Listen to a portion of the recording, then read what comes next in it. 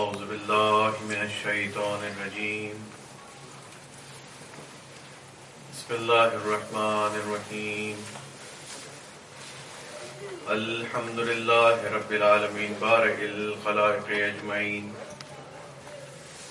الصلاة والسلام على أشرف الأنبياء والمرسلين وحبيبه ونبيه مولانا بالقاسم محمد اللهم صل على محمد وآل محمد وآله الطيبين الطاهرين المعصومين ولا سيما بقية الله الأعظم روحي وأرواح العالمين له الفداء واللعنة الدائمة على أعدائهم أجمعين من الآن إلى قيام يوم الدين. صلوات پڑھے محمد و آل محمد. اللهم صل على محمد وآل محمد. حسب دستور ایک آدھ جملہ جو عزاداری سے متعلق، اور وہ یہ کہ ہماری ماشاءاللہ اتنی بڑھتی ہوئی کمیونٹی کہ جو کہ سید الشہداء کی عزاداری سے منسلک ہے، اور یہ عزاداری کسی خاص نسل، کسی خاص زبان، کسی خاص ملک، کسی خاص علاقے تک محدود نہیں ہے. جب پوری دنیا پہ پھیلی ہوئی عزاداری ہے تو اس میں لوگوں کے مختلف انداز ہیں، لوگوں کا عزاداری منانے کا طریقہ، سوگ کا طریقہ، اس میں بہت ساری علاقائی چیزیں شامل ہو جاتی ہیں. ممکن ہے کہ آپ کے نزدیک ایک عمل قابل پسند ہو، لیکن ممکن ہے کسی اور علاقے میں وہ چیز پسند نہ کی جاتی ہو. لیکن عام طور پہ دیکھا یہ گیا ہے کہ ہماری جو زبان ہے وہ ذرا سا کچھ آزادانہ اور غیر ضروری اظہار خیال کر جاتی ہے، کبھی کسی پڑھنے والے کے لیے، کبھی کسی عزادار کے لیے، کبھی کسی نوحے کے لیے، کبھی کسی شاعر کے لیے، وغیرہ وغیرہ، بغیر اس کے سوچے کہ جتنی بھی رنگ، نسل اور طریقے کے لوگ ہیں یہ سب کے سب سید الشہداء کا ذکر کر رہے ہیں. ان سب کا ایک مقصد ہے، ان سب کا ایک ٹارگیٹ ہے کہ کسی طرح سے ہم نے جناب سیدہ سلام اللہ علیہ کو ان کے لال کا پرسہ دینا ہے.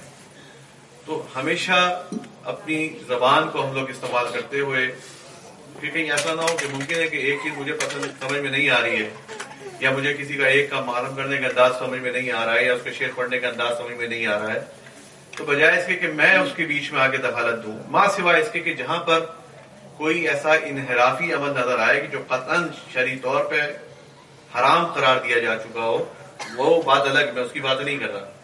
لیکن اگر اس سے ہٹ کے جہاں سلیقہ ہے، جہاں پہ حرمت آ گئی ہے، حلال حرام کی بات آ گئی، وہاں تو کوئی کمپرومائز نہیں ہے، وہاں پہ جو حکم ہے وہ حکم ہے. لیکن جہاں پر سلیقہ انوالو ہو جاتا ہے تو وہاں کسی کے سلیقے کو کرٹیسائز نہ کیا جائے، کیونکہ یہ سمجھ کے چھوڑ دیا جائے کہ یہ اس کے اور جناب سید الشہداء کے درمیان کا ہے. کیونکہ فرش بچھانا جو ہے، مثال کے طور پر میں یوں کہوں کہ فرش بچھانا آپ کے اختیار میں، ایک آدمی ہو سکتا ہے فرش بچھائے، لیکن اس پر آنے والے، اس پہ عزاداری کرنے والے پہ کوئی روک ٹوک نہیں ہے. یہاں پر جو مجلس اعضا میں آتے ہیں ہم سے یہ نہیں پوچھا جاتا تم کس نسل کے ہو، کس مذہب کے ہو. حتیٰ میرا ذاتی تجربہ ہے کہ میں نے غیر مذہب میں، حتیٰ ہندوؤں میں بیٹھ کے، کہ اگر وہاں 50 آدمی تھے، 3 یا 4 مسلمان تھے، باقی سارے ہندو تھے، ان کے درمیان بیٹھ کر مجلس پڑھی. تو وہ مجلس میں نے کسی بت کے لیے نہیں پڑھی ہے، وہاں سید الشہداء کا ذکر ہوا ہے. تو وہاں پہ کسی کو یہ نہیں کہہ سکتے کہ آپ اس کو منع کریں یا اس کو نہ کریں. بہت سارے آج ہمارے پاس، ہندوستان کے تو مجھے حالات نہیں معلوم، مولانا بتائیں گے بعض دیگر لوگ جن کا انٹریکشن ہے وہاں کے ہندوؤں سے، لیکن پاکستان کی حد تک میں یہ بات ضرور بتاؤں گا کہ کتنے ہی آپ کے علاقے، کتنے ہی آپ کے دیہات ایسے ہیں کہ جہاں مسلمانوں کی تعداد کم ہے. میں پرسنلی جانتا ہوں ان جگہوں کو کہ اگر ہندو برادری، غیر مذہب برادری اگر وہ نہ آئے تو آپ کے تعزیے اٹھانے والا کوئی نہیں ہے، کم پڑ جائیں لوگ آپ کو. اور آپ ان کے گیٹ اپ سے، ان کے لباس کو دیکھ کر اندازہ نہیں کر سکتے. کوئی بتائے کہ یہ شخص مسلمان نہیں ہے تو آپ کو پتا چلے گا ورنہ اس کے انداز سوگواری سے، اس کی ماتمداری سے، اس کے لباس سے، اس کے طریقہ انداز سے کوئی یہ نہیں تشخیص دے سکتا کہ یہ مسلمان ہے یا غیر مسلمان ہے. تو لہٰذا میں تو بہت ایکسٹریم کی بھی مثالیں دے رہا ہوں آپ کو جو غیر مذہب ہیں. تو جہاں پر بھی کوئی بھی عزادار آپ کو کسی بھی انداز میں جو سید و شہداء کے لیے عزاداری کر رہا ہے، اگر آپ کو وہ چیز سمجھ میں نہیں آ رہی ہے تو وہ آپ سید و شہداء اس کے درمیان کا معاملہ دے کر چھوڑ دیں، بجائے اس کے کہ ہم اس میں کوئی اپنی زبان استعمال کریں. سب بات پڑھیں محمد وآل محمد.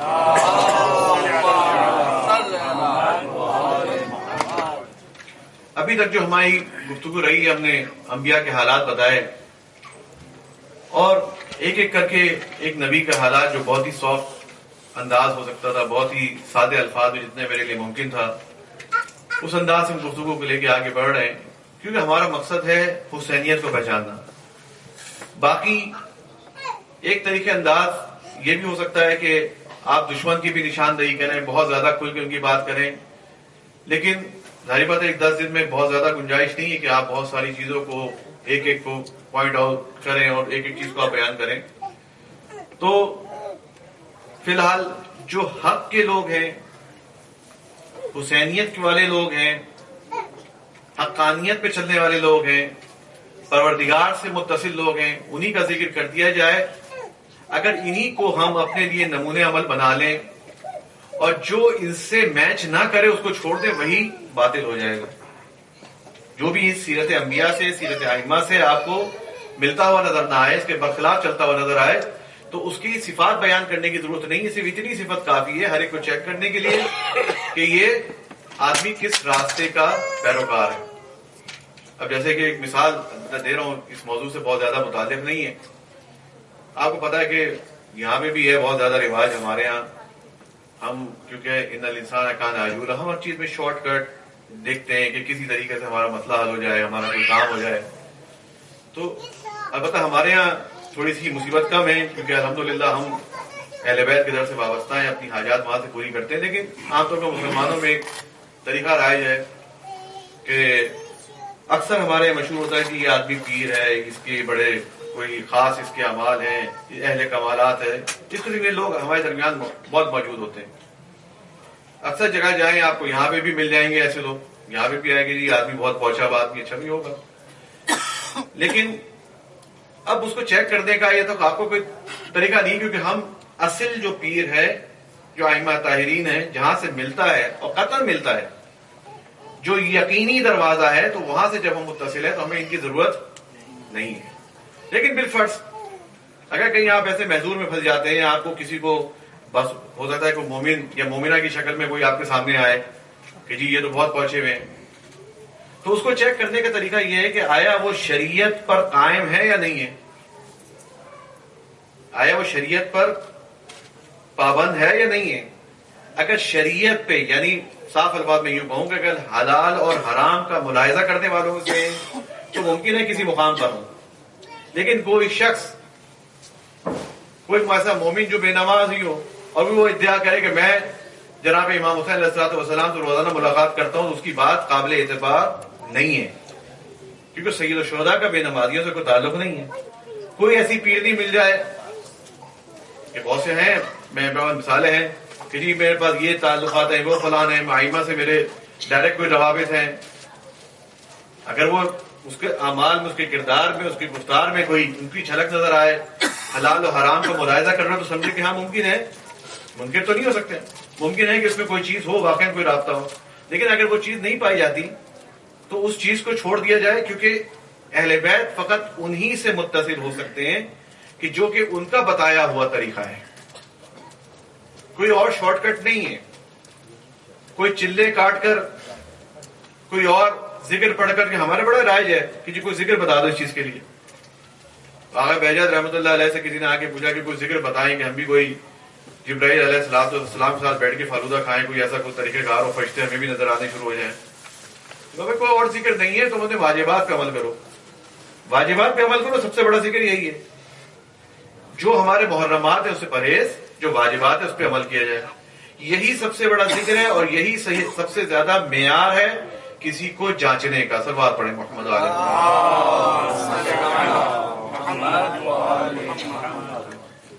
تمام انبیاء کی سیرت اور ائمہ علیہ السلام کی جو سیرت ہے وہ انہی چیزوں پر فوکس ہے کہ ان کا کردار، ان کا عمل کیسا ہے. کیونکہ کسی جگہ پر ان کے کسی عمل میں ایک لمحے کے لیے بھی کوئی جھول ہوتا یا اس کا شائبہ بھی ہوتا تو ہمارا دشمن بخشنے والا نہیں تھا. اس کو بہت زیادہ ہائی لائٹ کر کے پیش کیا جاتا لیکن ان کو نہیں ملا کیونکہ ان کا کردار اتنا پاک و صاف تھا. اور یہی کردار جو ہے آج ہمارے لیے نمونہ عمل ہے جس کی ہم ذکر کرتے ہیں. ہم نے جہاں تک کل بات کو پہنچایا وہ جناب موسیٰ علیہ الصلوۃ والسلام کے واقعات اور جناب موسیٰ کی میں نے جو بھی فضائل پڑھی ہے تھوڑا سا اشارہ کیا. اور میں نے یہ کل عرض کیا تھا کہ اتنی بڑی تعداد میں کسی نبی کا نام تقریباً 200 کے لگ بھگ آیات ہے قرآن مجید میں جس میں پروردگار نے موسیٰ علیہ الصلوۃ والسلام کا نام لے کر ذکر کیا ہے. اتنی بڑی تعداد میں کسی اور نبی کا نام قرآن میں موجود نہیں ہے. یہ کل میں نے آپ کی خدمت میں عرض کیا. اور جو ان کی تعریفیں ہیں کہ پروردگار عالم ان کو مخلص، ایک ہوتا نا خالص ایک آدمی عبادت کر کے تہجد گزاری کر کے پرہیزگاری کر کے ایک آدمی اچھا بن رہا ہے. جناب موسیٰ علیہ السلام جو ہے کانا مخلصا للہ، ان کے یہ لفظ مخلص استعمال کیا پروردگار نے. اور نبیوں کے لیے بھی ہے لیکن بالخصوص حضرت موسیٰ علیہ السلام کے لیے اس قسم کے الفاظ جو ہیں وہ استعمال ہوئے. اب اس کے بعد ایک اور جو قابل ذکر نبی جو کہ ہماری بحث سے بھی مربوط ہے وہ ہے جناب عیسیٰ علیہ السلام. میں ان کی بہت زیادہ حالات پہ نہیں جاؤں گا اور فقط ایک جملہ جو سورہ مریم کی چند ایک ابتدائی آیات اس کو آپ کے سامنے پیش کرنا ہے. اس واقعے کی طرف اشارہ کرنا ہے کہ جہاں پہ جناب عیسیٰ علیہ السلام کی پیدائش ہوئی. ان کی پیدائش کا ذکر ہو رہا ہے یہاں پہ. آپ کو معلوم ہے کہ جناب مریم سلام اللہ علیہا ان کی شادی نہیں ہوئی. پروردگار نے ان کو حکم دیا ایک خاص مقام پہ ایک درخت کے نیچے بیٹھنے کا، ایک خاص مقام پہ جانے کا کہ جہاں پہ آپ 3 دن تک محصور رہیں. اور اس کے بعد اجازت پروردگار عالم سے آپ کو اولاد عطا ہوئی. پروردگار نے حکم دیا جاؤ.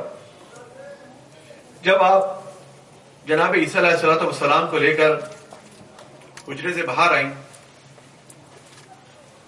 تو وہاں کے معاشرے کے لوگوں نے سوال اٹھایا کہ مریم یہ بچہ تمہارے پاس کہاں سے آیا ہے، جبکہ تمہارا باپ بھی جو کہ نبی اتنا پاک دامن آدمی، تمہاری ماں اتنی پاک دامن عورت، اور یہ بچہ تمہارے پاس کہاں سے آیا جبکہ تمہاری کوئی شادی نہیں ہوئی. سوال لوگوں کا جائز ہے، سوال میں کوئی قباحت نہیں ہے، ایک جائز سوال ہے جو معاشرہ کر سکتا ہے، اس کو کرنے کا حق بھی ہے. کوئی ایسی غیر طبیعی چیزیں دیکھے تو انسان پوچھ سکتا ہے. جب یہ سوال کیا گیا جناب مریم سلام اللہ علیہا کے پاس کوئی جواب تھا یا نہیں تھا، لیکن اس کا قرآن نے کوئی ذکر نہیں کیا. جس بات کا قرآن نے ذکر کیا ہے کہ جناب مریم کو حکم ہوا کہ تم اس بچے سے کوئی یہ جواب دے گا، اور آپ نے لوگوں سے کہا کہ اس بچے سے پوچھو یہ کہاں سے آیا ہے.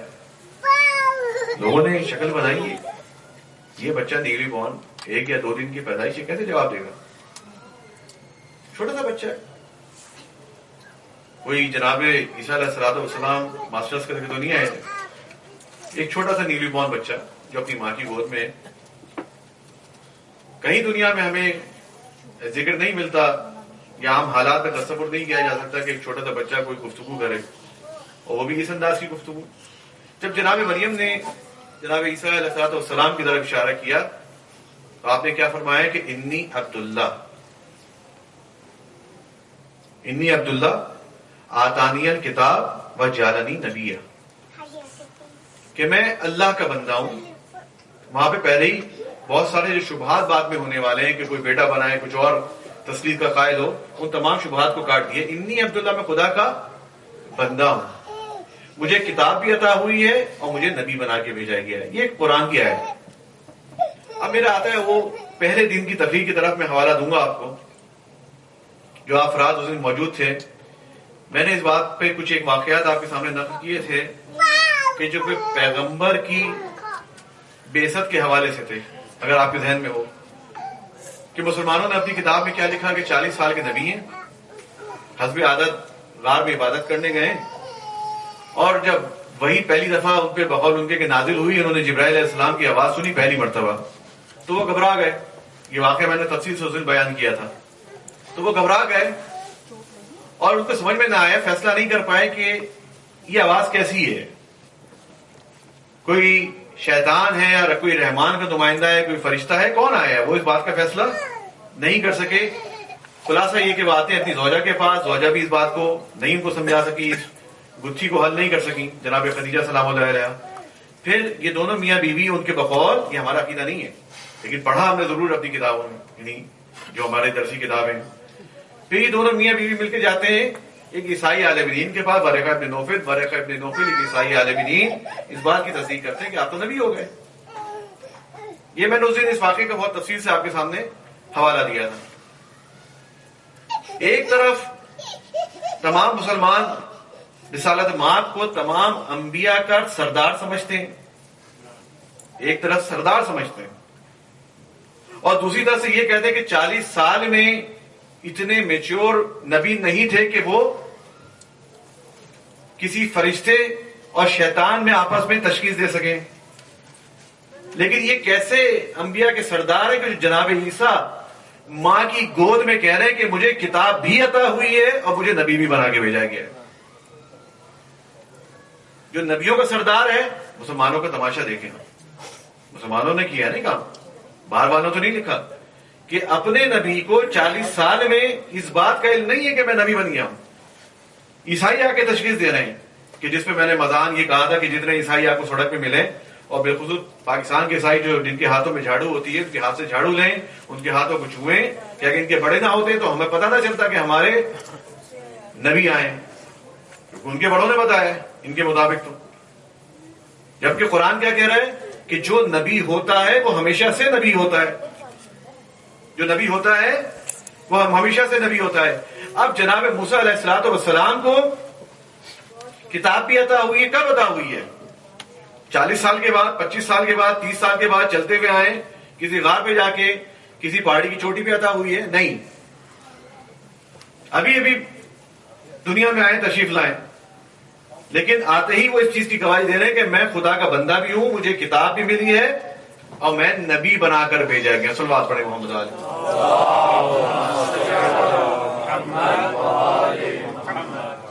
اب یہاں پہ ایک لفظ استعمال کیا ہے جناب موسیٰ علیہ الصلوۃ والسلام. کہ ہر کتاب کی بھی بات کریں گے, اب نبی کی بھی بات کریں گے, لیکن ایک لفظ استعمال کیا ہے انی عبداللہ. جیسے میں نے ابھی اشارہ کیا کہ لفظ عبداللہ سے بہت سارے شبہات جو کہ آنے والے ہیں یا آنے والے تھے, جو کہ آج موجود ہیں, لوگوں کے بہت سے نظریات ہیں, ان میں بھی اختلاف ہے, خود بھی کنفیوز ہیں ہمارے مسیح بھائی کہ وہ بہت زیادہ کنسپٹ ان کا کلیئر نہیں ہے. بہت سے کچھ کہتے ہیں, کچھ کہتے ہیں, تعبیر کرتے ہیں. لیکن بہرحال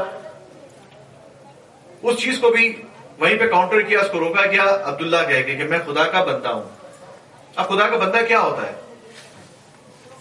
اس بندگی کا جو تصور ہے ہمارے اسلام میں, وہ ہے کیا بندگی کا تصور؟ اور ہر جگہ ہمیں اس لفظ عبد پر, یعنی اس لفظ بندے پر انفسائز کرتے ہوئے نظر آیا گیا ہے اسلام میں مختلف تعبیرات کے ذریعے. مثال کے طور پر جب ہم نماز پڑھتے ہیں, نماز میں جب تشہد پڑھتے ہیں, تشہد میں ہم کیا پڑھتے ہیں کہ اشہد ان محمدًا عبدہ ورسولہ, یعنی اس سے پہلے کہ ہم رسالت کی گواہی دیں, ہم پیغمبر کے عبد ہونے کی گواہی دیتے ہیں. ایسا ہے نہیں ہے عبدہ کہ یہ نبی جن کی ہم گواہی دے رہے ہیں, جن کا کلمہ پڑھ رہے ہیں, یہ اللہ کے بندے ہیں پھر رسول ہیں. یعنی پہلے مرحلے پر ان کی عبودیت کی گواہی دی جا رہی ہے. یعنی عبودیت کوئی ایسا بڑا درجہ ہے اور ایسا کوئی آخری کا مقام ہے, کوئی بہت اوپر کا پہنچا ہوا درجہ ہے کہ جس تک ہر انسان کی رسائی نہیں ہے. لہذا ہم اس کی یہاں پر رہنمائی کر رہے ہیں کہ یہ شخص عبد ہے, یعنی عبد عام آدمی نہیں ہو سکتا. کہنے کو تو ہم سب اللہ کے بندے ہیں، لیکن جو ایک ہمارے ہاں عہدے میں ایک رسم رائج ہے کہ مجتہد بننا آسان ہے لیکن بندہ یعنی عبد بننا بہت مشکل ہے. اچھا مجتہد بننا آسان ہے کیا مطلب ہے؟ گئے 6 مہینے رہ کر آگے مجتہد بن گئے. مجتہد بننا بھی اتنا آسان ہے کہ جس کے لیے علماء سلف یعنی آغا نائینی اور دیگر علماء اور آج کے بھی مراجعین اس کی تعبیر یہ کرتے ہیں کہ پہاڑی کی چوٹی پہ جا کے بیٹھو. لندن میں تو کوئی پہاڑی نہیں ہے نا، اسلام آباد میں آئے مارگلہ پہ لے جاؤں گا وہ پار، یا کسی بھی پہاڑی کی چوٹی پہ آپ نارتھ کی طرف چلے جائیں آپ کے ملک میں، پہاڑی کی چوٹی پہ بیٹھے اور ہاتھ میں ایک نڈل لیں سوئی، اوپر سے کھودنا شروع کریں سوئی کے ساتھ. کوئی ڈرل مشین نہیں ہے آپ کے پاس، پہاڑی کی چوٹی پر بیٹھے سوئی سے کھودنا شروع کریں یہاں تک کہ پانی تک پہنچے. اسے کہتے ہیں اجتہاد. ایسا نہیں ہے گئے ٹہلے وہاں پہ 2-4 اصطلاحات یاد کی، لمبی داڑھی سے رکھ لی، آفاق اللہ شافاق اللہ سیکھ لیا، سبحان اللہ ماشاء اللہ گاڑے گاڑے الفاظ سیکھ لیا، آپ مجتہد ہو گئے. اجتہاد ایسا نہیں ہے. تو حوضے میں کیا رسم رائج ہے جو امام خمینی علیہ رحمہ سے بھی یہ الفاظ نقل ہوتے تھے کہ مجتہد بننا آسان ہے، یعنی اس مجتہد کی جس کی میں یہ تعبیر کر رہا ہوں. انشاءاللہ کسی اور دن اس کو اور تفصیل سے بیان کریں گے علماء کے کردار کی جب بات آئے گی کہ مجتہد بننا کتنا آسان ہے کہ آپ کے سامنے پیش کیا. اس کی مثال اس کی تشبیہ کیسے دیتے ہیں. وہ کہہ رہے ہیں مجتہد بننا آسان ہے، عبد بننا زیادہ مشکل ہے. تو وہ عبد کیا ہے جس کی ہم گواہی دے رہے ہیں، جس رسول کے لیے کہہ رہے ہیں کہ اشہد ان محمدًا عبدہ ورسولہ، وہ عبد کیا ہے؟ اور جو ہم بعض عبارات میں اور زیارات میں کہ جو انشاءاللہ میں جناب ہادی عباس علیہ الصلوۃ والسلام کی جب مسائل پڑھوں گا اس دن یہ عرض کروں گا کہ بہت کم زیارات میں یہ الفاظ استعمال ہوا ہے. اور یہ اعزاز حاصل ہے جناب غازی عباس علیہ الصلوۃ والسلام کو کہ ائمہ طاہرین نے اکثر زیارات جو ہیں کچھ ائمہ سے نقل ہوئی ہیں، کچھ لوگوں کی بات میں علماء نے بنائی ہیں، لیکن غازی کی جو یہ زیارت ہے جو زیارت نامہ آپ جا کے پڑھتے ہیں وہ خود ائمہ طاہرین سے نقل ہوا ہے کہ امام معصوم کی زبان سے وہ جاری ہوا ہے. اور اس میں کیا الفاظ جاری ہوئے؟ السلام علیکم یا عبد الصالح. پہلے عبد کہا ہے اور بعد میں صالح کہا ہے. یعنی وہ عبد کا کیا درجہ دیا ہے؟ جو غازی عباس کو عبد بنایا جا رہا ہے وہ عبد کیا ہے؟ یقیناً وہ ہم آپ جیسے عبد کی بات نہیں ہو رہی ہے کہ جیسے ہم آپ اصطلاح کہتے ہیں سب خدا کے بندے، یہ وہ والا عبد نہیں. صلوات پڑھیں محمد علیہ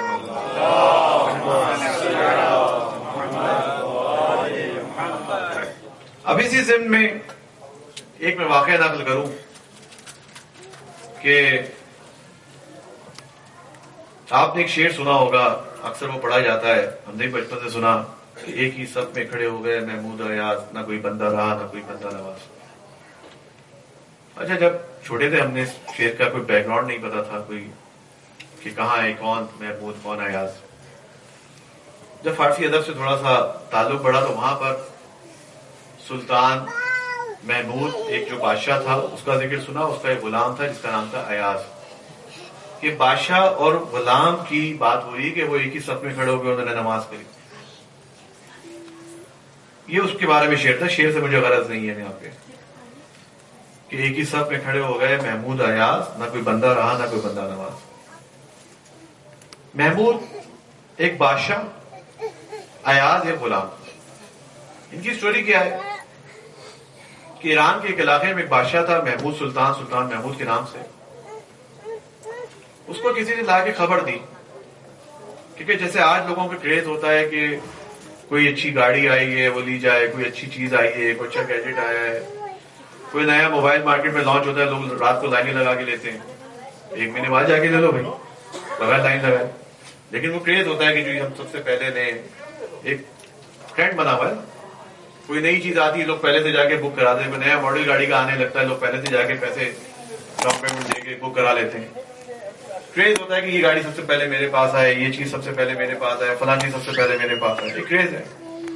اور سب سے اچھی چیز جو آدمی جتنا بڑا پیسے کی بنیاد پر اپنے آپ کو سمجھتا ہے وہ چاہتا ہے کہ وہ تمام دنیاوی جو سب سے اچھی چیز ہے وہ میرے پاس ہو.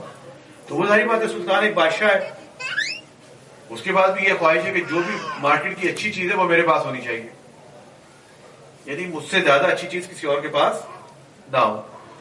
تو اس بادشاہ کو آگے خبر دی گئی کہ بہت ہی اعلیٰ صفات کا، بہت ہی اعلیٰ کمال کا، بہت ہی مطیع، بہت ہی تابع صفات کا ایک غلام ہے جو بازار میں آیا بکنے کے لیے. یہ بادشاہ ہے، اس نے کہا اچھا اتنی اس کی کوالٹیز ہیں، اس کا تو خریدار فقط میرے علاوہ تو کوئی ہو ہی نہیں سکتا. جو بھی اپنے آپ کو مادی حساب سے بڑا سمجھتا ہے وہ سمجھتا ہے کہ جتنی بھی مادے یا دنیاوی جو بڑی چیزیں ہیں وہ سب کے سب پہلے میرے پاس ہو. اس نے کہا ٹھیک ہے، اپنے آدمی کو بھیجا جاؤ جہاں پہ نیلامی ہو رہی ہے، اس غلام کو میرے لیے خرید کر لاؤ. ٹھیک ہے، اب ظاہر ہے جہاں بادشاہ بولی لگائے گا وہاں تو کوئی نہیں آئے گا. بادشاہ جہاں بولی لگائے گا وہاں تو کوئی نہیں آئے گا نا. بادشاہ کی بولی لگی، بادشاہ نے اس کو خرید لیا. اب یہ غلام اس کا نام ہے ایاز، ابھی تک اس غلام کا نام نہیں ہے. جب سلطان بادشاہ کے سامنے آیا تو اس سے پوچھا کہ ہاں بھائی تیری بڑی تعریفیں سنی ہیں، تیرا نام کیا ہے؟ بادشاہ پوچھ رہا ہے اپنے غلام سے جو ابھی تازہ خریدا ہے. تو کیا کہتا ہے کہ جو تو پکارے وہی میرا نام ہے. غلام کیا کہتا ہے؟ جو تو پکارے گا وہی میرا نام ہوگا. کہا کھائے گا کیا؟ جو تو کھلا دے وہی میں کھا لوں گا. سوئے گا کیسے؟ جہاں تو سلا دے سو جاؤں گا میں. اسی طرح سے بادشاہ سوال کرتا رہا یہ کیا کرے گا، یہ کیا کرے گا. اس نے جو تو کرا دے، جو تو کرا دے، جو تو کہہ دے، جو تو دے دے. ہر چیز میں اس نے تمام اپنی رضایت، اپنی خواہشات کو کس کے کندھوں پہ ڈال دیا؟ اپنے مالک، اپنے بادشاہ کے اوپر. اس نے کہا میں کیونکہ تیرا غلام ہوں لہذا نہ میری کوئی خواہش ہے، نہ میرا کوئی نام ہے، نہ میری کوئی جگہ ہے، نہ میرا کوئی پہچان ہے. جو کچھ تو چاہے گا میں نے وہ کرنا ہے. میری اپنی کوئی خواہش نہیں ہے، نہ کھانے کی خواہش ہے، نہ سونے کی خواہش ہے، نہ پینے کی خواہش ہے. میں تیرا ایک غلام ہوں، غلام خاص. حتیٰ جس نام سے تو مجھے پکارے گا، چھوڑ دے میرے ماں باپ نے میرا کیا نام رکھا ہے یا دنیا مجھے کس نام سے جانتی ہے، جو نام تیری زبان پہ چڑھے، جس نام سے تو پکارے گا میرا وہی نام ہے، میرا نام بھی کوئی نہیں ہے. یعنی کہ انسان کی بنیادی پہچان اس کا نام ہوتا ہے، چاہے جو بھی اس کا نام پڑا ہوا. تو اس نے اپنی اس بنیادی پہچان کا بھی اظہار نہیں کیا کہ تو کیونکہ میرا آقا ہے، تو میرا مالک ہے، تو میرا صاحب ہے، اب جو کچھ تو پکارے گا وہی میرا نام ہوگا. یہ کہتے ہیں عبد.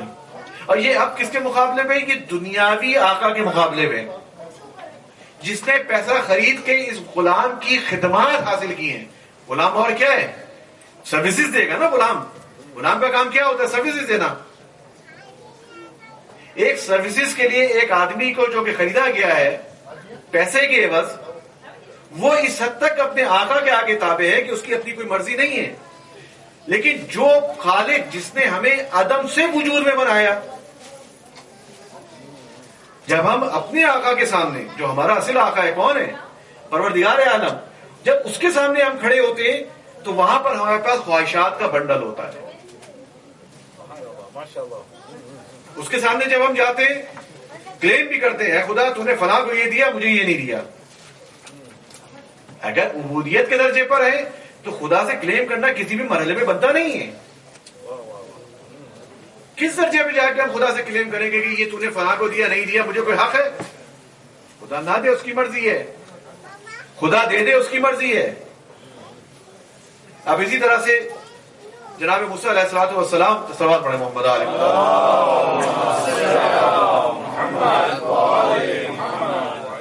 میں نے کہا تھا نا کل کہ جناب موسیٰ علیہ السلام بڑی عجیب غریب خواہشات کرتے تھے اللہ سے، کبھی کچھ کبھی کچھ. ایک دن جناب موسیٰ علیہ الصلوۃ والسلام نے خدا سے کہا کہ ذرا یہ تو بتائیں کہ میرا جنت میں پڑوسی کون ہوگا؟ جنت میں میرا نیبر کون ہوگا؟ پڑوس میں کون رہے گا میرے؟ بڑی عجیب خواہش ہے. کبھی آپ کے دماغ میں نہیں آیا کوئی سوال؟ آئے؟ جناب موسیٰ کے ذہن میں آیا تھا. اب جناب موسیٰ علیہ الصلوۃ والسلام نے اللہ سے کہا کہ بھی مجھے پڑوسی کا پتہ بتائیں کون ہے بات. خیر پروردگار عالم کی طرف سے کسی خاتون کا پتہ دیا گیا کہ ایک خاتون نے جاؤ یہ تمہاری جنت میں پڑوسن ہوگی. اب جناب موسیٰ منڈے ڈھونڈتے اس خاتون کے پاس پہنچے. تو ایک عام سی عورت ہے, نہ کوئی ڈیزائنر کے کپڑے پہنے میں, نہ انگریزی بولنی آتی ہے,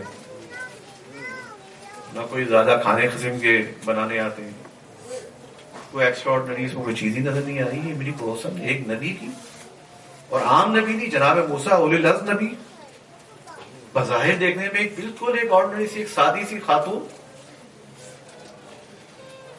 جناب موسیٰ نے پورا اس کا مشاہدہ کیا کہ کوئی اس میں ایسی کوئی خاص چیز ہو کہ کیا آخر اس میں ایسے کمالات ہیں, ایسی چیزیں ہیں کہ جس کی وجہ سے پروردگار نے میرا ساتھ والا پلاٹ جو جنت میں ہے وہ ان کو دیا ہے.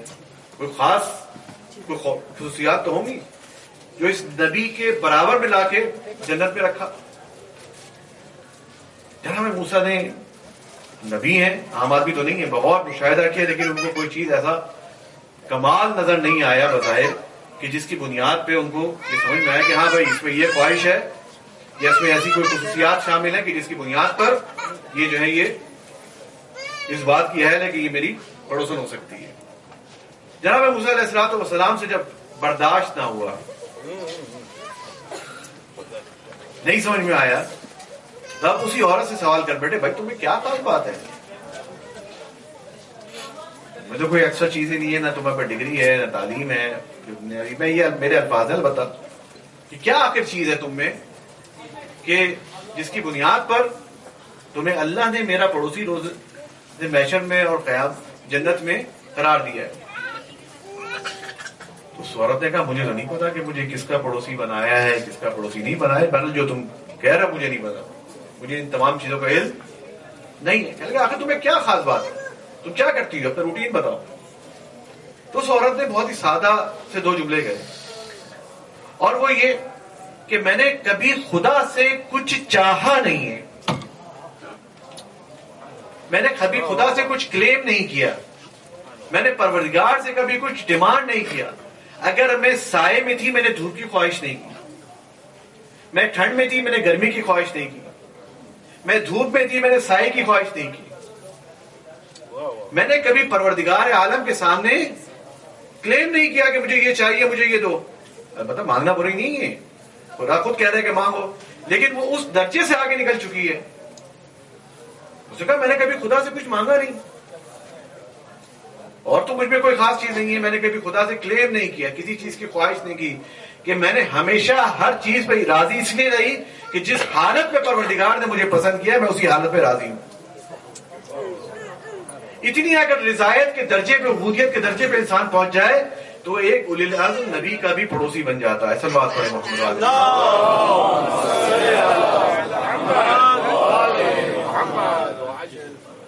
اور کیونکہ یہ ایام ایسے ہیں کہ یہ ہمیں خدا سے نزدیک لانے کے لیے,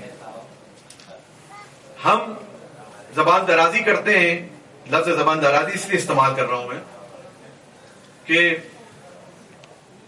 کہتے جی امام حسین علیہ الصلوۃ والسلام نے کربلا میں نماز پڑھی, نماز بچانے کے لیے ساری شہادتیں دی, فلاں کام کے لیے. ٹھیک ہے, یہ جزو اعمال ہیں کہ جس میں پردے کی حفاظت ہے, نماز ہے, کام ہے, یہ جزو عادت ہے. لیکن امام حسین علیہ الصلوۃ والسلام کی ان تمام اتنی عظیم قربانی جو پورے خانوانے کی قربانی ہے, اثارت ہے, ایک عبادت, میں نہیں کہہ رہا چھوٹی عبادت یا بڑی عبادت, ایک عبادت محسوس نہ کریں. امام حسین کا مقصد لوگوں کو خدا کی طرف لے جانا تھا. کس خدا کی طرف, کس خدا کی طرف؟ اب ہمارے دلوں میں, میں خالی ایک مثال آپ کو دوں, دلوں میں کتنی محبت ہے کہ جب بھی سید الشہداء کا محرم آنے لگتا ہے ہماری طبیعت میں بے چینی شروع ہو جاتی ہے. سید الشہداء کا ذکر آتا ہے ہماری آنکھیں نم ہو جاتی ہیں. سید الشہداء کی بیٹی کا ذکر آئے ہماری آنکھیں نم ہو جاتی ہیں. ان کے 6 ماہ کے علی اصغر کا ذکر آئے ہماری آنکھوں میں آنسو اتر آتے ہیں. یہ تمام چیزیں انہوں نے قربان کی کس کے؟ پروردگار کے لیے. اور کس انداز سے قربان کی کہ جب ہم یہ سوچیں کسی ایک لمحے کے لیے کہ جب میرا حسین جس کی ہم عزاداری 1400 سال سے منا رہے ہیں اور ہر سال ایک نئی تازگی, ایک نئے ولولے, ایک نئے جوش کے ساتھ مناتے ہیں اور کبھی بھی ہمیں اس میں تکرار کا احساس نہیں ہوتا, تو جس حسین جو ہمارے نزدیک اتنا محبوب ہے, اتنا عظیم ہے، اتنا جس سے ہمارے نزدیک جس کی اتنی قدر ہے کہ اس کے ایک حسین کے لفظ سے ہمیں آنکھوں میں آنسو آ جاتے ہیں، اور وہ ایک حسین کا لفظ سننے میں ہماری کیفیت میں ایک تبدیلی آ جاتی ہے. تو وہ خدا جو کہ حسین کا خدا ہے، کہ جس کا اس خدا کا ذکر سن کر حسین کے دل میں کتنی بے چینی آ جاتی ہے، وہ خدا کتنا عظیم ہوگا. ہم تو آج حسین کا ذکر کر رہے ہیں، لیکن وہ حسین جس خدا کا ذکر کر رہا ہے وہ خدا کتنا عظیم ہوگا. کہ جس خدا کے لیے حسین نے یہ کہا، جب ذرا وہ مصائب کے جملے کہ جہاں پہ علی اصغر کو جب لے کر آتے ہیں خیمے کی طرف، تو 7 مرتبہ آگے گئے، 7 مرتبہ پیچھے گئے. رضن بے رضا ہی و تسلیمن لامرے، یہ امر کس کا ہے؟ رضن بے رضا ہی، میں راضی ہوں اس کی رضا سے، وہ اس کے امر پہ تسلیم ہوں. وہ کون ہے؟ کس کے امر پہ امام تسلیم ہے؟ کس کے حکم پر امام نے سر جھکایا ہے؟ کس کی رضایت کی بات کر رہے ہیں؟ اس پروردگار کی، اس پروردگار کی رضایت کی بات کر رہے ہیں. اور آج جیسے کہ ہمارے عام طور پہ الفاظ جاری ہوتے ہیں کہ جو زیارت پہ جا رہا ہے یا حج پہ جا رہا ہے، کہتے ہیں اگر حج پہ گئے تمہیں کوئی تبدیلی نہیں آئی تو سمجھو تمہارا حج قبول نہیں. وہ عام چیز ہے اور ایک عقل میں آنے والی چیز ہے. اگر کوئی آدمی زیارت پہ جائے، اگر اس کو کوئی زیارتوں پہ جا کے خالی ہاتھ واپس آ جائے، کہتے ہیں کہ تم بد نصیب آدمی ہو. یہ کہا جاتا ہے نہیں آتا؟ اس میں کوئی شک تو نہیں ہے آپ کو؟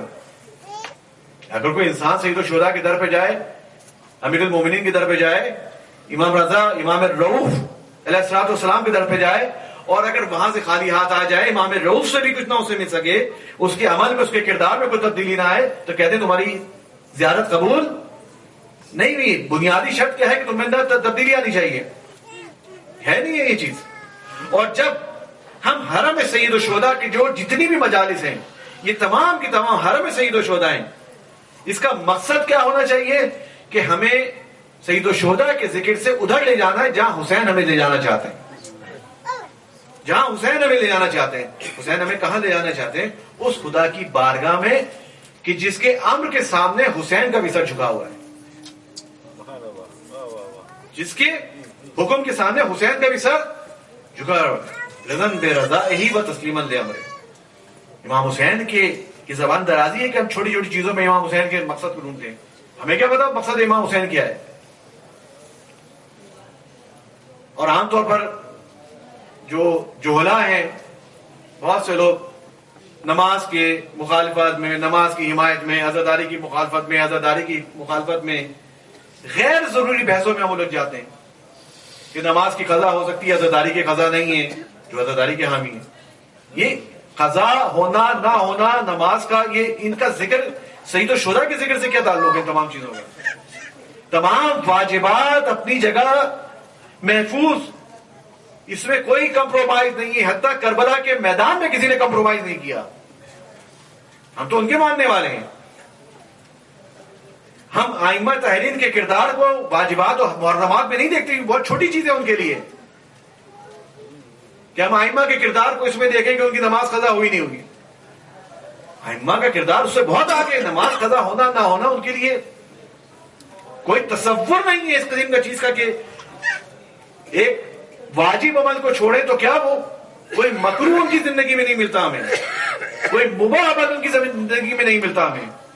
تو ان کو ان پیراہے میں پنپنا، جانچنا، حتیٰ کسی میدان جنگ میں ہو، کربلا جیسے بدترین حالات میں بھی کسی امام نے، کسی امام کے گھرانے کے کسی بچے نے، کسی شریعت کے ایک نقطے پر بھی کسی نے کمپرومائز نہیں کیا. دیکھیں اضطراری حالت ہے، نہیں، وہ بحث ہی نہیں ہے ہماری وہ بحث ہے ہی نہیں ان تمام چیزوں پہ. ہماری بحث ہے کہ سید الشہداء کو سمجھنا.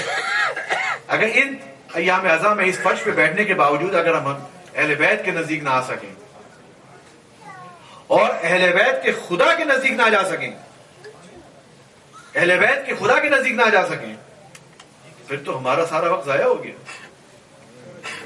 وقت ہمارا ضائع ہے. عام طور پہ کیا ہے کہ ایک خوف، ایک خدا کا ہمارے دل و دماغ میں بٹھا دیا جاتا ہے. جب یہ جو اس قسم کی جو بعض تقاریر کہ جہاں پر خدا سے ڈرایا جاتا ہے. قرآن مجید میں خوف کی کتنی حالتیں ہیں، ڈرانے والی کتنی باتیں، اور مرسی، رحمان، رحیم، غفور، ستار العیوب، یہ باتیں کتنی ہیں قرآن مجید میں. خدا کہہ رہا ہے کہ بسم اللہ الرحمن الرحیم، کہ اس اللہ کے نام سے شروع کرو جو رحمان ہے اور رحیم ہے. خدا نے کبھی یہ نہیں کہا کہ اس اللہ کے نام سے شروع کرو جو تمہیں جہنم میں ڈالے گا. اللہ نے انسان کو خلق اس لیے نہیں کیا کہ وہ جہنم بھرے. اللہ نے انسان کو اس لیے خلق نہیں کیا کہ لوگوں کو عذاب میں مبتلا کرے. اللہ نے کسی سے بدلہ لینے کے لیے انسانوں کو خلق نہیں کیا. اللہ نے کسی کو حساب کتاب کے اس پیراہے میں ڈالنے کے لیے خلق نہیں کیا. اگر حقیقت یہ جانی جائے کہ واقعی خدا کے سامنے ہمیں حساب دینا پڑے تو ہم کتنے سیکنڈ رک سکتے ہیں خدا کے سامنے؟ بتائیے. کسی خدا کی کسی بات کا ہم نے حق ادا کیا ہے؟ قرآن کی ایک آیت بسم اللہ کے بے کا بھی ہم نے حق ادا نہیں کیا پوری زندگی میں. ہم پوری زندگی سجدے میں گرے رہے لیکن خدا کی خدائی کا حق ادا نہیں کر سکتے کیونکہ ہمارا اپنا کچھ ہے ہی نہیں. ہمارا اپنا کچھ ہے ہی نہیں. جب ہمارا کچھ ہے ہی نہیں تو سب کچھ جب خدا کے لیے ہے تو اس کے بعد میں جا کے خدا سے حساب کتاب کروں اپنے اعمال کا، بنتا ہے کلیم. خدا کی دی ہوئی نعمات سے خدا سے حساب لوں، خدا کی دی ہوئی چیزوں سے خدا سے حساب کروں، خدا کی دی ہوئی طاقت سے خدا سے حساب کروں؟ ایسا تو نہیں ہو سکتا. میرا جب اپنا کچھ ہے ہی نہیں، جب ایک انسان جو کہ ایک ایسا موجود تھا، وجود موجود تو نہیں، ایسا وجود جو کہ عدم تھا ہی نہیں، اور عدم سے وجود میں لے کر آیا خدا، عدم سے وجود میں لے کر آیا، تو یہ تو اس کی مہربانی ہے. جو کچھ ہمارے پاس ہے وہ سب پروردگار کا عطا کیا ہے. اگر میرا ہاتھ آج چل رہا ہے، میری زبان چل رہی ہے، میری آنکھیں چل رہی ہیں، آج حتیٰ اس فرش ازر پہ ہمیں توفیق ہوئی ہے کہ ہم سید الشہداء کا ذکر کر رہے ہیں، یہ بھی خدا کی عنایت ہے. یہ خدا کی عنایت ہے، ورنہ تو آج کسی اور فٹ پاتھ پہ بیٹھے ہوئے سگریٹ پی رہے ہوتے. یہ خدا کی مہربانی ہے کہ سید الشہداء کے ذکر کے لیے ہمیں چنا. نہ سید الشہداء کسی اپنے ذکر کے لیے کسی کے محتاج ہیں، نہ خدا کسی کے لیے محتاج ہے. خدا نے اپنی عبادت کے لیے ہمیں چنا کہ ہم سے کہا ہے نماز پڑھو، تو کیا خدا کوئی نماز پڑھوا کے کوئی مزہ آتا ہے، کوئی لطف آتا ہے؟ خدا کا کوئی گیم پلان ہے کہ جن سے نمازیں پڑھواؤ، روزے رکھواؤ، زکاتیں دلواؤ، خون دلواؤ، حج کرواؤ ان سے؟ کیا خدا کو کوئی گیم ہے؟ خدا استغفر اللہ. یہ خدا کی مہربانی ہے کہ پروردگار عالم نے ہمیں اس عمل کے لیے چنا ہے. اگر نہ چنتا تو ممکن ہے آج ہم کہیں اور. پروردگار عالم کی تمام جب دی ہوئی چیزیں ہمارے پاس ہیں تو اس کے بعد پروردگار کے سامنے کلیم کس چیز کا بنتا ہے؟ اور یہ ایک روایت جو کہ البتہ ہم سے زیادہ دوسرے منابع میں نقل کی ہے، تھوڑا پڑھے محمد آل محمد.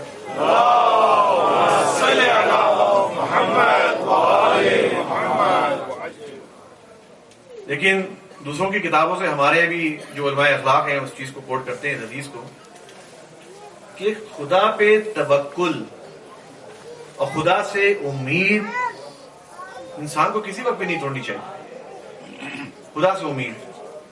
وہ کہتے ہیں کہ ایک شخص روز قیامت خدا کی بارگاہ میں آیا، ایک ایک کر کے سب کا حساب ہو رہا ہے. ایک شخص کا حساب ہوا اور اس کو ایک پرچی مل گئی مثلاً کہ ٹھیک ہے تم جہنم میں جاؤ، تمہارا حساب کتاب ہو گیا.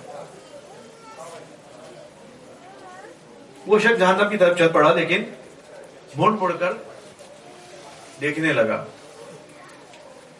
البتہ یہ الفاظ ہیں، تعبیرات جو میرے اپنے الفاظ میں اس کو بیان کر رہا ہوں. تو پروردگار کی طرف سے آیا کہ حکم کے اس سے پوچھو کہ یہ کیا مڑ کے دیکھ رہا ہے، اس کا تو فیصلہ ہو چکا ہے، ختم ہو گیا اس کا.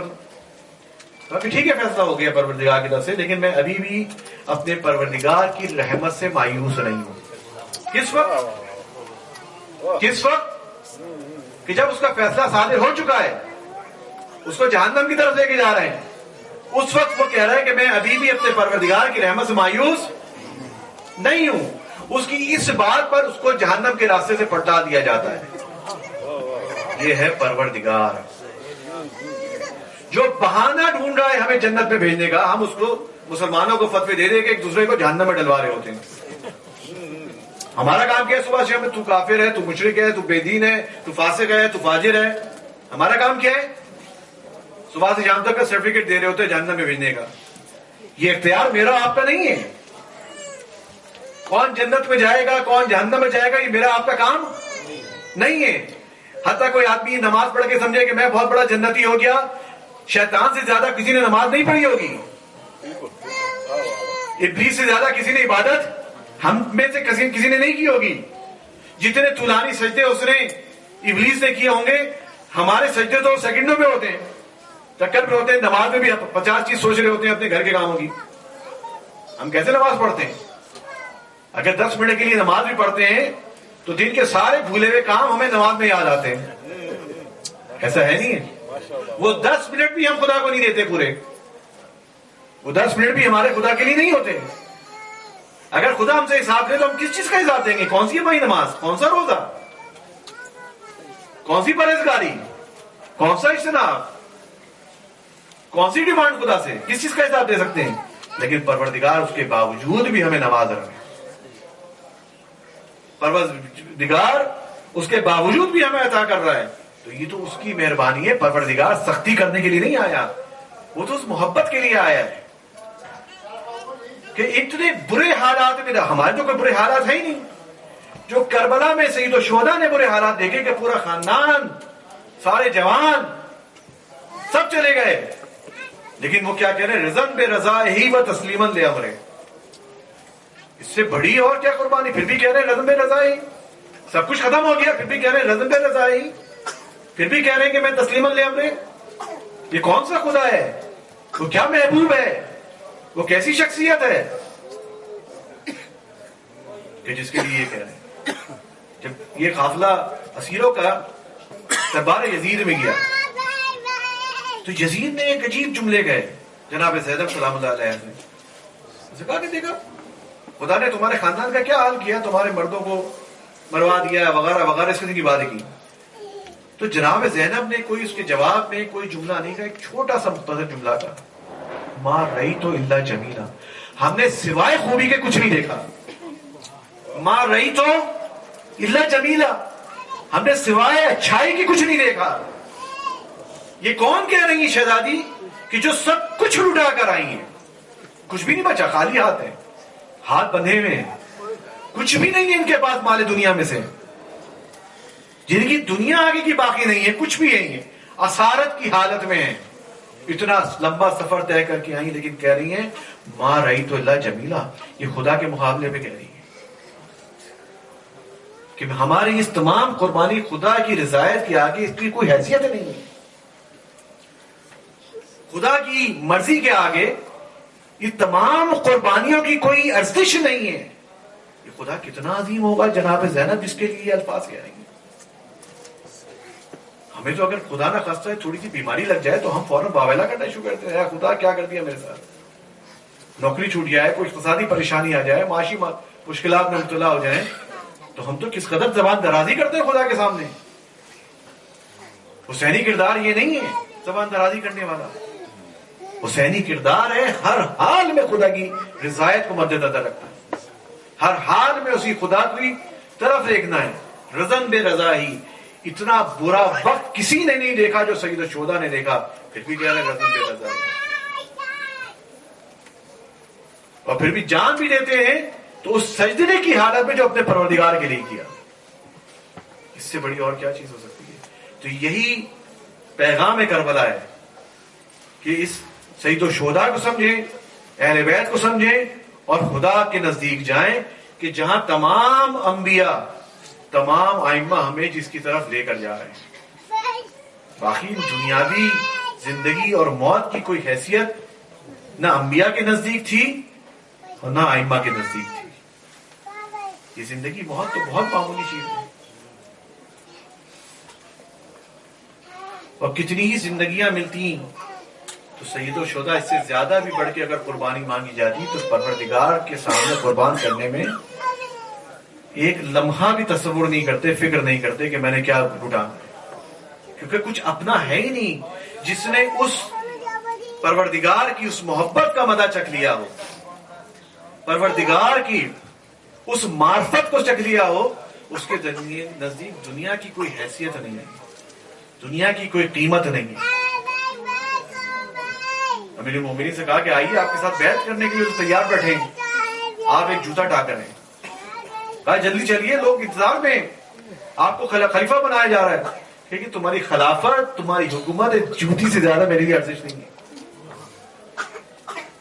یہ جوتی میں ٹاک رہا ہوں، اس جوتی سے زیادہ اس تمہاری پوری خلافت کی کوئی ارزش نہیں ہے۔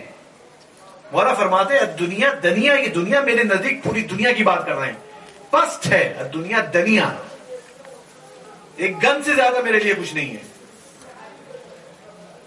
یہ سید الشہداء ہے، یہ اہل بیت تو انہوں نے ہر چیز کو قربان کیا، اور ہر روز ہم کسی نہ کسی شہید کا، جس نے بھی اس اللہ کی معرفت کو دیکھ لیا، اس کے نزدیک پھر موت کی کوئی حیثیت باقی نہیں رہتی، چاہے اس گھرانے کا کوئی 6 ماہ کا بچہ ہو، کوئی نوجوان ہو، کوئی بوڑھا ہو، کوئی بڑا ہو، کوئی شجاعت رکھتا ہو، کوئی بیمار ہو، اس کے نزدیک، کیونکہ اس نے خدا کو دیکھ لیا ہے، اس کے نزدیک کوئی غم نہیں رہا، کوئی تکلیف نہیں ہے۔ اور آج ایک عجیب ماں کا اور اس کے بچوں کا ذکر کریں کہ ماؤں کی ایک طبیعت ہوتی ہے کہ مائیں ہمیشہ اپنے بچے کو پروٹیکٹ کرتی ہیں، ہمیشہ دعائیں بھی عجیب غریب مائیں کرتی ہیں کہ میرا بچہ سب سے پہلے یہ ہو جائے، میرا بچہ یوں ہو جائے، میرا بچہ پہلے نمبر پہ آ جائے، میرا بچہ یوں ہو جائے۔ اگر 10 بچے کہیں جہاد پہ گئے کہ گھومنے گئے، میرا بچہ باقی جو ہوتا ہے وہ ماں کی ایک طبیعت ہے کہ وہ دوسروں کو کنسیڈر نہیں کرتی، وہ اس کو کہتی میرا بچہ، ہر چیز کو اس کو اپنا بیٹا، اپنی اولاد ہمیشہ عزیز ہوتی ہے۔ لیکن کربلا میں ایک ایسی ماں ہے، کربلا میں ایک ایسی ماں ہے کہ جس نے کبھی اپنی اولاد کی پرواہ نہیں کی، کبھی اپنی اولاد کی پرواہ نہیں کی۔ وہ ماں ہے سیدہ زینب سنہ، اس کے 2 بچے ہیں۔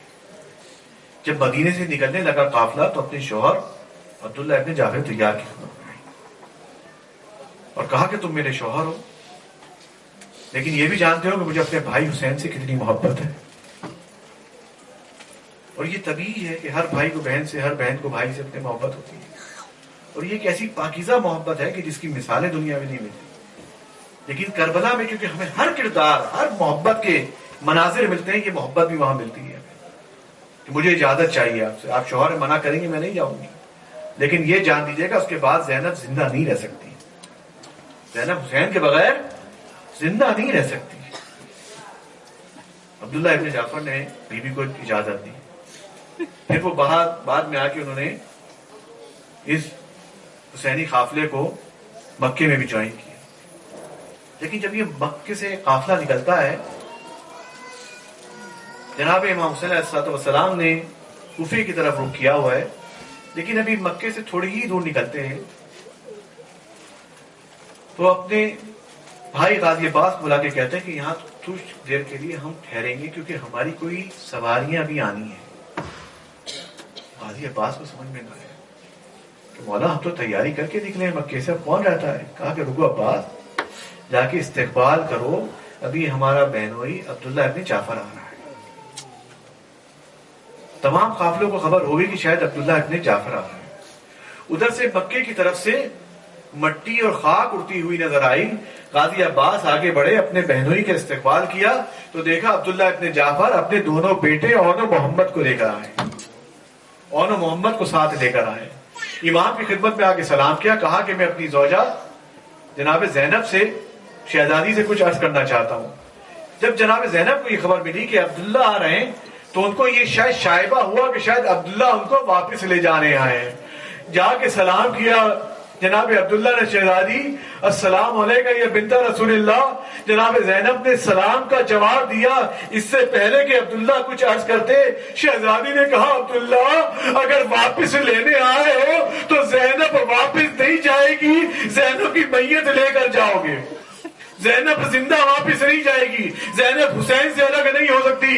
عبداللہ نے آگے ہاتھ چھوڑا، میری شہزادی میں آپ کو واپس لینے نہیں آیا، میں تو یہ جانتا ہوں کہ جب کوئی خطرے میں جاتا ہے، کوئی سفر پہ نکلتا ہے تو کہا جاتا ہے کہ اپنے ساتھ سامان صدقہ لے کر جاؤ۔ میں بہت غریب، میرے پاس مال دنیا میں سے کچھ نہیں ہے، لیکن یہ اپنے 2 بچے اون و محمد کو لے کر آیا ہوں کہ جب میرے آقا حسین پر کوئی مصیبت آئے تو میرے ان بچوں کو قربان کر دینا، ان کو صدقہ دے دینا۔ میں بیماری کی وجہ سے نہیں آ سکتا، لیکن یہ صدقہ لے کر جاؤ، یہ صدقہ لے کر جاؤ۔ یہ سفر بہت طولانی تھا، بہت لمبا سفر تھا مکے سے کوفے کا، لیکن کہیں پہ بھی ہمیں کوئی ایک ایسا واقعہ نہیں ملا، ایک ایسا واقعہ نہیں ملا کہ جہاں پر جناب زینب نے اور محمد کو بیٹھ کر پیار کیا ہو، کبھی سینے سے لگایا ہو، کبھی فکر کی تو فقط علی اکبر کی فکر کی۔ اے میرے بھیا حسین، دیکھیے علی اکبر کا چہرہ دھوپ میں مرجھا گیا ہے۔ بھیا حسین، علی اکبر کے بالوں میں خاک آ گئی ہے۔ بھیا حسین، میرا اکبر پیاسا ہے، میرا اکبر بھوکا ہے۔ ہمیشہ علی اکبر کی فکر کی، کہیں اون و محمد کو سینے سے نہیں لگایا، کہیں اون و محمد کو پیار نہیں کیا، کہیں جناب زینب کا یہ کوئی واقعہ نہیں ملتا۔ یہ جب قافلہ کربلا کے میدان میں پہنچا، خیمے مستقر ہوئے، شب عاشور آئی، ہر بیوی اپنے شہیدوں کو تسلی دے رہی ہے، سب کو تیار کر رہی ہے، لیکن صحیح جناب زینب کے خیمے میں زینب نے اپنے بیٹے اون و محمد کو بٹھا رکھا ہے اور ایک ہی بات کہتی ہے، میرے بیٹو کل ایسی جنگ کرنا، تم جعفر تیار کے پوتے ہو، علی مرتضیٰ کے نواسے ہو، ایسی جنگ کرنا کہ دیکھنے والے دیکھے کہ فاتح خیبر آیا ہے، دیکھنے والے یہ دیکھے جعفر تیار آئے ہیں۔ ایسی جنگ کرنی ہے، ایسی جنگ کرنی ہے۔ پھر روز عاشور آئی، جنگ کا آغاز ہوا۔ میں اپنی بہنوں سے کہوں گا، خدا آپ کی گودیوں کو سلامت رکھے، آپ کے بچوں کو سلامت رکھے۔ زینب سے جگر سے جا کے پوچھے کہ زینب نے کس انداز سے اپنے بچوں کو رخصت کیا۔ جب امام بچوں کو لے کر زینب کے پاس آتے ہیں، کہا بہن زینب، ان بچوں سے مل لو، ان کو رخصت کرو، مجھے ان کو مقتل کی طرف بھیجنا ہے۔ زینب نے ایک صندوق کھولا، اس میں سے 2 ننھے امامے نکالے، ایک امامہ ایک بچے کے سر پہ، کہا یہ تمہارے دادا جعفر تیار کا امامہ ہے۔ دوسرا امامہ دوسرے بچے کے سر پہ بنایا، کہا یہ تمہارے نانا علی مرتضیٰ کا امامہ ہے۔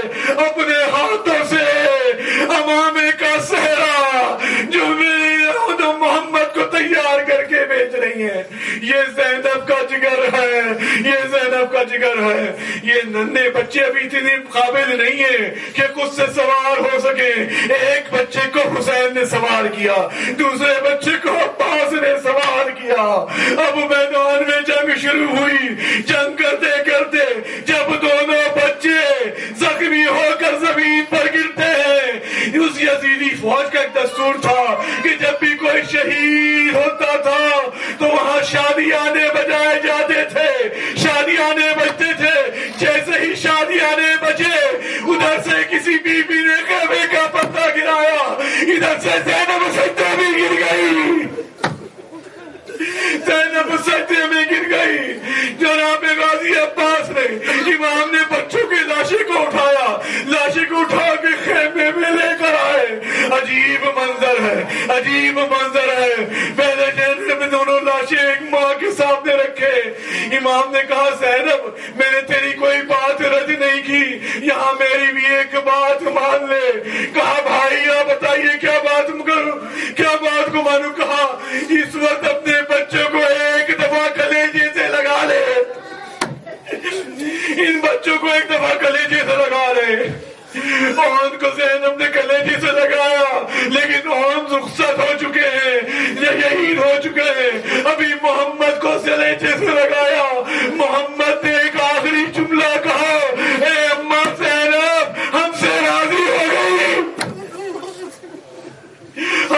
بربادی ہو گئی. عزاداروں زینب نے کہیں اور محمد کا ماتم نہیں کیا, کہیں اور محمد کا پرسہ نہیں دیا.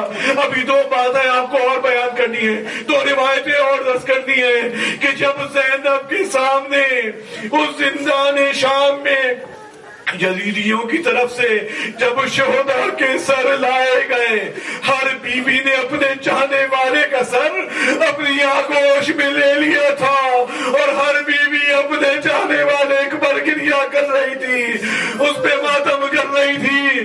دیکھنے والوں نے دیکھا کہ ایک تخت میں دو بچوں کے سر ہیں لیکن کسی نے اٹھایا نہیں. تو پوچھنے والوں نے پوچھا کیا ان بچوں کا کوئی وارث نہیں ہے؟ اس وقت زینب تڑپ گئی. زینب نے جواب دیا تو نے انصاف نہ کیا. زینب اپنے بھائی کا ماتم کرے یا اپنے بچوں کا ماتم کرے, ابھی بھی زینب نے محمد پہ گریا نہیں کیا, محمد پہ گریا نہیں کیا. ایک وہ وقت آیا کہ جب زینب آزاد ہو کر شام کے زندان سے مدینے پہنچتی ہے, زینب نے اپنے گھر کا دروازہ کھولا اور اس کے پرچے پر بیٹھ جاتی. زینب نے آواز لگائی, اے مولا محمد, تمہاری ماں زینب آئی ہے, کیا اپنی ماں سے آگے نہیں ملو گے؟ کبھی ایک گوشے میں دیکھا کہ میرا آدمی آگے نہ کرتا تھا, کبھی محمد کا آواز دی.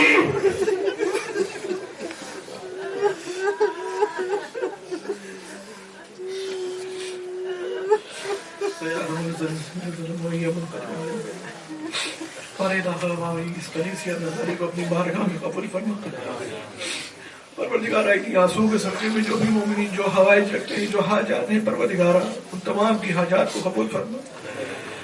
پروردگارہ بحق محمد آل محمد اس فرش عزا کے صدقے میں ہمیں اہل بیت کی معرفت عطا فرما. پروردگارہ بحق محمد آل محمد اس اہل بیت کی معرفت کے ذریعے میں معرفت پروردگار ہمیں عطا فرما. پروردگار ہمیں بھی وہ محبت وہ معرفت عطا فرما جو اہل بیت کی اللہ کی نسبت دی. پروردگار ہمیں بھی اسی معرفت کے صدقے میں ہمارے تمام گناہان صغیرہ و کبیرہ کو معاف فرما. پروردگارہ جو لوگ بے اولاد ہیں ہم سب کو اولاد عطا فرما.